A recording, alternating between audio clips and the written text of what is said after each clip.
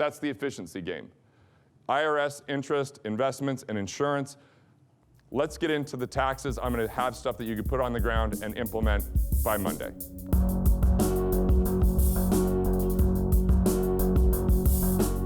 There's a couple factors with investments. One factor is there's a lot of unnecessary fees, hidden commissions, and it creates massive drag on people's finances. And the thing is, because it sounds like a small percentage, we discount it. So let's have an example. If you had $100,000 and you could actually earn 10% for 30 years, because isn't that what we hear, that the stock market's averaged 10% since 2000 BC? Or some, yeah, at least, yeah, those days were always gone. It actually never existed, because averages are a lie. Like, if I had 2 shower heads this morning, and I turn one freezing cold and the other one scalding hot, and I step in, on average, it's a lukewarm temperature, but in reality, I'm miserable as hell, right? Like, because here's an example. Let's say that you have let me just show why averages don't tell the truth. If you have 100 grand and you lose 10%, it becomes 90 grand, right? Now, what if you turn on CNBC, which when Angelique said I was on CNBC, that was a one-time thing because I got kicked off, and I don't think they're gonna have me back, because when you say not to invest in the stock market, they just cut to commercial, and the commercial is about the stock market, and the feed is dead. There was no one, it was just quiet, and I was like, hello? And then it was over, so. They could have watched anything from me, and I just am who I am. You're gonna get it every time. So now they say, oh, it's rallied, things are amazing, now you earn 10%. What are you at? 99,000. Now that's assuming they were nice and they didn't take any fees, but guess what? They take their fees whether it's up or down. So now you have fees, plus you lost 2 years of gains. So now you're so far off. So check this out. Let's say you had $100,000, you earn 10% for the next 30 years, it grows to 1.74 million. But what if you had to pay a 0.8% fee? Less than 1%, right? It only grows to 1.4 million. Because it's exponential. Compound interest also has a correlating compounded cost. I mean, I remember in school they would teach about compound interest. Like, if you had a penny and you doubled it every day, you know, how soon you'd have more money than the entire world has combined. I'm like, but if you took the taxes out, it would take forever for that to actually start doing something. That's why we look at efficiency first. So on the investment side, we want to find out, is there any headwind? Is there any drag? But here's the biggest mistake in the world of investing, is not protecting the downside. Far too many people participate in the downside because rookie investors always stay invested. The pros act a lot more like predators, and I don't like that necessarily, that word, but Malcolm Gladwell wrote that about Ted Turner. He said Ted Turner stayed in cash like crazy, and then when the market went down, that's when he bought everything. When McDonald's grew so big, they bought tons of real estate during market downturns. Burger King decided to scrimp and get into recessionary mindsets, which led to less production. But I'll tell you what, when times are tough, that's when the most millionaires get born, because people want leadership. Because the bigger the problem, the bigger the payoff for people that are willing to embrace it, because everything relates to value creation. And dollars follow value, so when do people need value? When times are perfect and nothing seems to be a problem, or when times seem to be collapsing around them? So I want you to be in such a financial situation that you can capitalize on opportunities and not be stuck in investments that are mediocre just in the name of some retirement.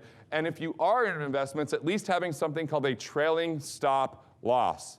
At what point when the market goes down does your mindset follow it? You're your greatest asset.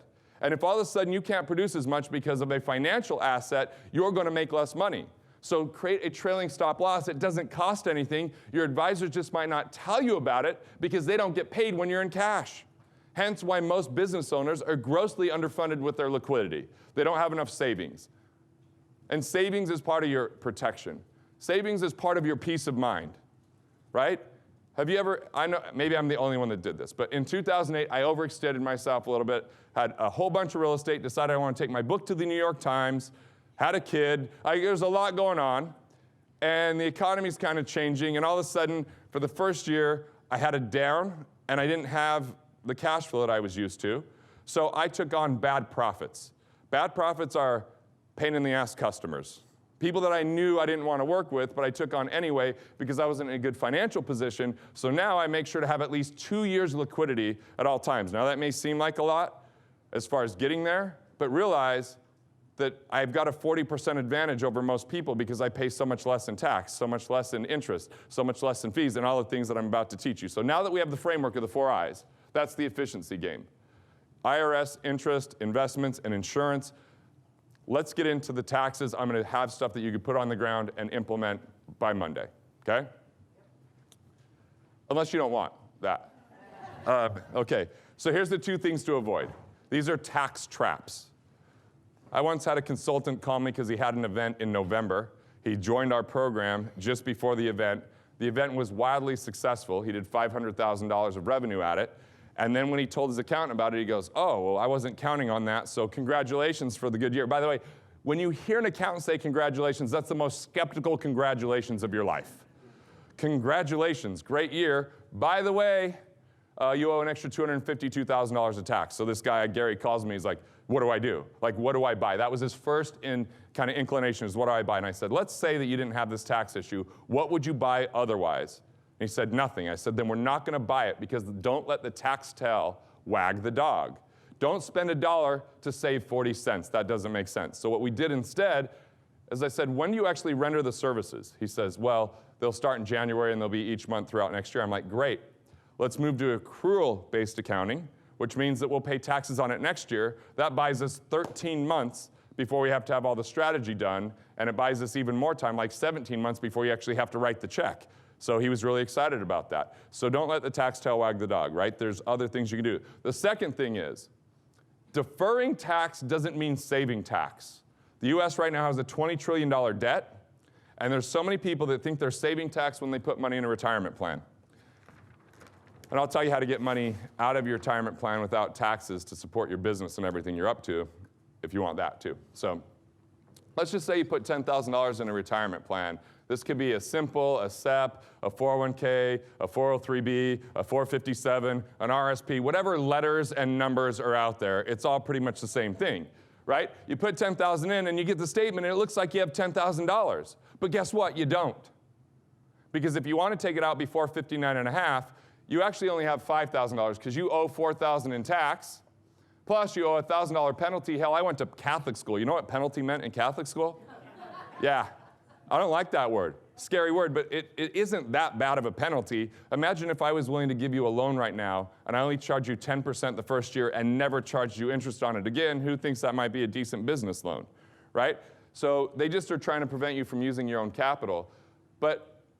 So really all you have got in here is $5,000. Well, in 1913, they came out with this little thing called the US Revenue Act. It was going to be a really temporary thing.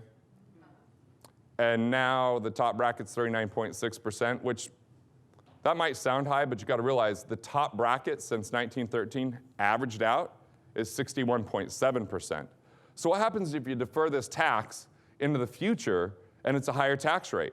If you want to be in a lower tax rate in the future, ask yourself how that's going to be. A, who's here because they want less money in the future? Show of hands, right? B, if your kids still live at home when you're in your 70s, you either got a really late start or you can't write them off anymore, right? So, or if you sell your business, you lose that tax haven. So to be in a lower tax bracket, inflation alone doesn't really allow that to happen because think about it. 30 years ago, $1,000 meant a lot different amount of money than $1,000 today. So as you have more money, it's not like they go, because of inflation, we're going to lower the tax rates. No, you actually have to earn more because of inflation to spend the same amount of money. And taxes actually start to hit that even harder. So those are the 2 things to avoid. Don't just defer.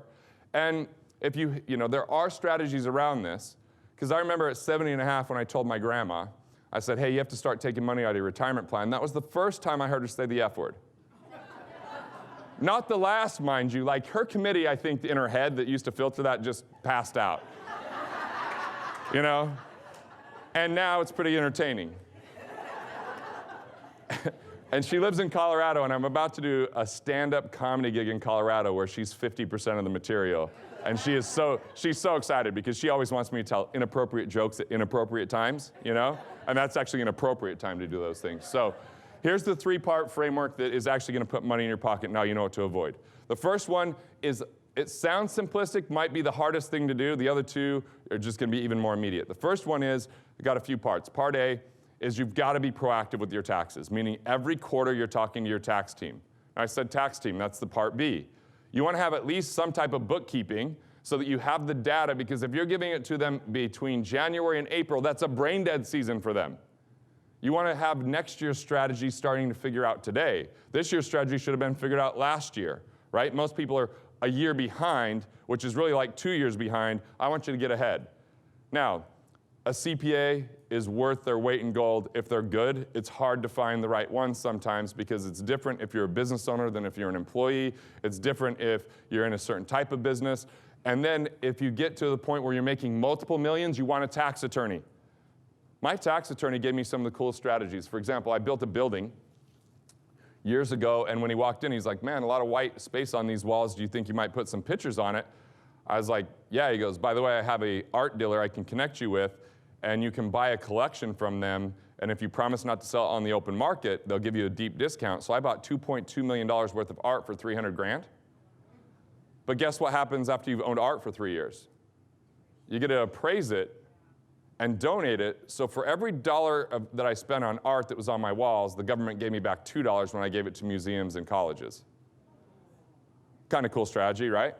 So I have now donated all the art my wife will allow, because now we have art at the house that I'm like, by the way, everything on the wall is worth $3,000 in our pocket, just so you know. She's like, it's worth more than that aesthetically in the house. So we have some nice art in the house, and I maybe will buy some more, but it's kind of just depends on what you want to do. The other thing that my attorney showed me was that if you're in a state with state tax, but you're in a business where your clients are all over, and like I sell books and those kind of things, anytime someone outside of my state buys something from me, I can run it through Wyoming through what's called a WING, W-I-N-G.